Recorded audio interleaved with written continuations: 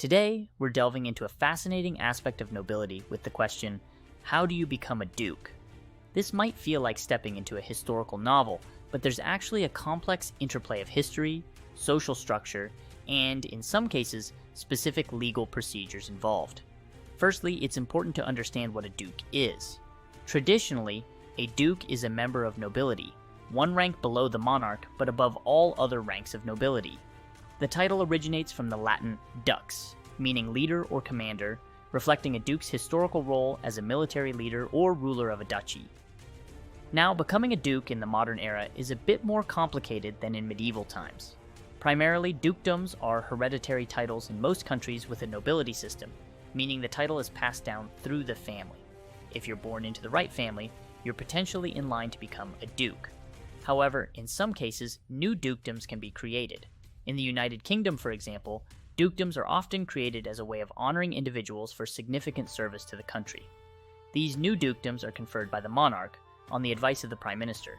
So, another route to becoming a duke, albeit a slim one, involves outstanding contribution to your country or being in a position of considerable influence. But what if you're not in line for a hereditary dukedom and aren't about to be granted a new title for services to your country? There are very occasionally dukedoms or titles of nobility that can be purchased.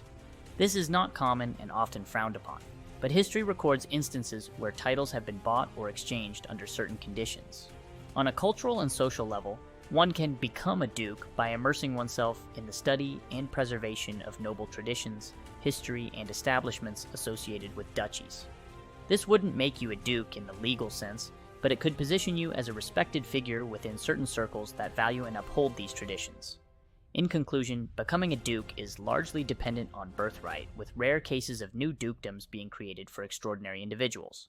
The concept of nobility has evolved, and while the allure of titles like duke persists, the paths to achieving such a title are significantly more limited than they once were. Thank you for watching. Remember, the fabric of nobility is rich with history and tradition, offering fascinating insights into our past and present societal structures. Whether you're a duke by title or at heart, there's a wealth of knowledge and tradition to explore in the world of nobility. Happy exploring!